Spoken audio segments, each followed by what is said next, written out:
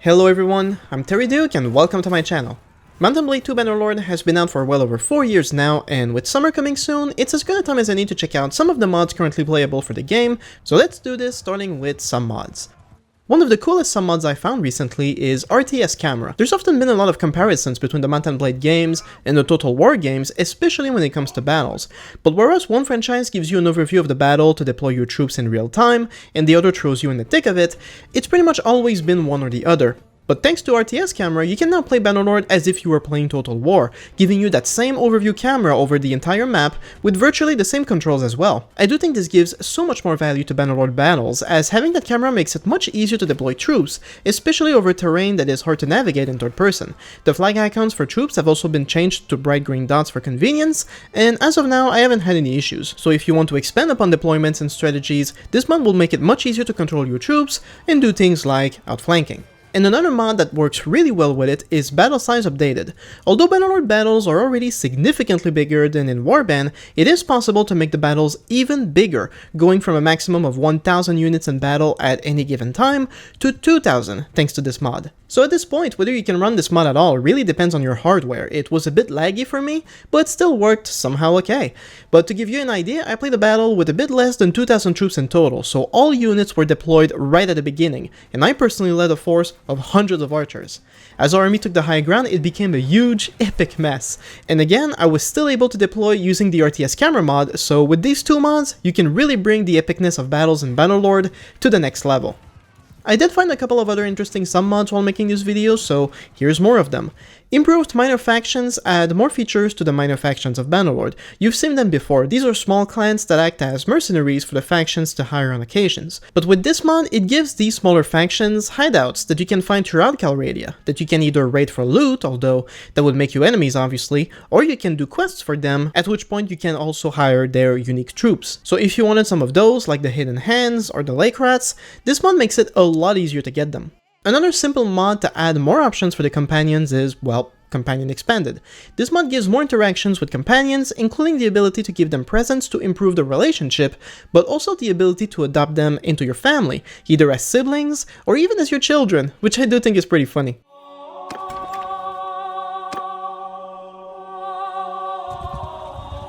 And finally, a simple way to refresh the game is by replacing the music, for which I would recommend Medieval Music Overhaul. If you're tired of the vanilla music, this one replaces it all with a lot of variety, from calm ambience during world traveling to medieval Total War music in battle.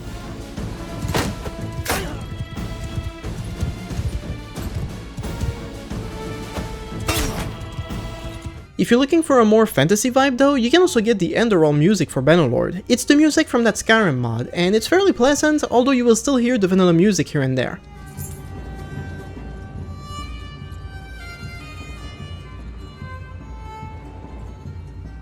And in terms of some mods, that's pretty much it for the new stuff. But if you are looking for a Vanilla Plus experience, that is, you want to fill your base game with lots of submods, I recommend you watch my previous mod videos where I do recommend many more of them.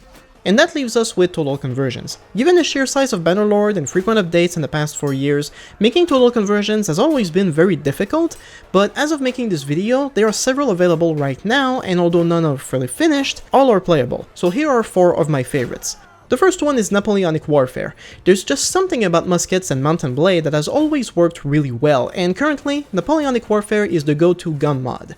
Although still set in Calradia, and pretty much with the same factions and characters, the universe has essentially been transported to the early 1800s, and the musket is now the primary weapon. In terms of items, it's got all the uniforms, and they're all more gorgeous than the next.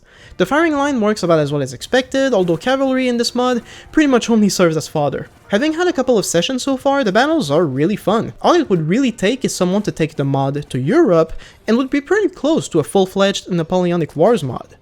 Speaking of Europe though, the main total conversion to play right now is Eagle Rising: Dawn of an Empire.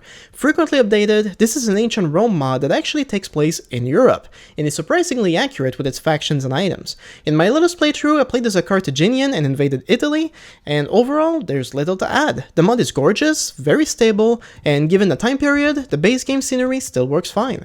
The one issue I have is the mod's dependency on the Realistic Battle mod. I covered it before, and it's a pretty solid mod if, you want more more realistic battles, but realistic battles in Eagle Rising tend to drag on for a while if all you have is infantry, which in early game tends to be all you have, so it's a mod that gets more fun with time but can be grindy in the process. For fantasy mods, the current top pick right now is the Old Realms, which I already covered extensively a couple of times now. This is a Warhammer mod and aims to be as huge and ambitious as the world it portrays.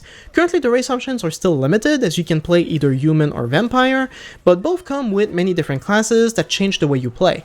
So you want to be a necromancer, bringing back the dead after each battle to use as fodder? You absolutely can. Do you want to be a spellcaster, unleashing fire tornadoes on rows of enemies? Oh hell yes. Or do you want to be a Giga Chad Knight in Shining Armor, mowing down enemies in epic charges? Damn right you can. Even though the mod is far from finished, what we do have still makes for an amazing experience. The mod is very stable and will keep you busy for quite some time. And finally, that leaves us with the Game of Thrones mod for Bannerlord, Realm of Thrones. As it stands, the mod feels largely complete, minus the scenery and a few bugs. Because the characters and the items though, absolutely gorgeous. Since playing it last year, the mod has been updated a couple of times. For starters, you now have multiple races from Human, White Walker, and Giant. I had played a Giant a while back, and it was a bit ridiculous, but it's getting better now. They even got the facial features right. Honestly, the biggest problem with the Giant is that enemies can still block your attacks, which should not be possible. I used the Bannerlord cheat some mods to fix that, and I went full berserk on an army of the undead, and it was so much fun. The White Walker, despite the cool appearance, doesn't offer much yet. In fact, it doesn't change anything. You basically still play as an adventurer. Well now, stranger. Peace to you. However, this has so much potential for a different game mode. For example, a game of the White Walker could start where you're essentially enemies with everybody, but you would also have the ability to bring back the dead after battle, similar to vampires in the Old Realms. That way the goal of the game would be to attack the wall and then invade Westeros. Something like this would be amazing. I just hope something similar will come to the mod eventually.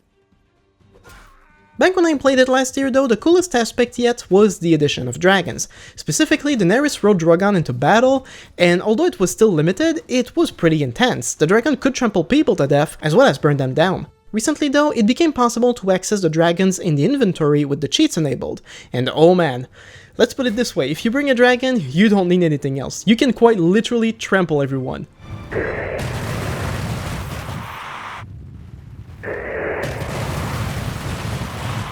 And breathing fire though, oh my god.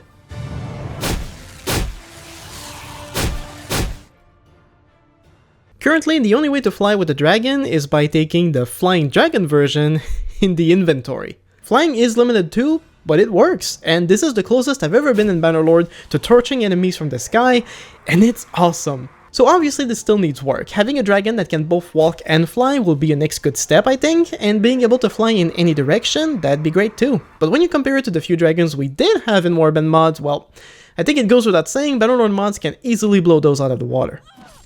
And that's pretty much it for today. So thanks for watching everyone, and if you have mods for me to try out, make sure to tell me down below, and while you're at it, don't forget to subscribe.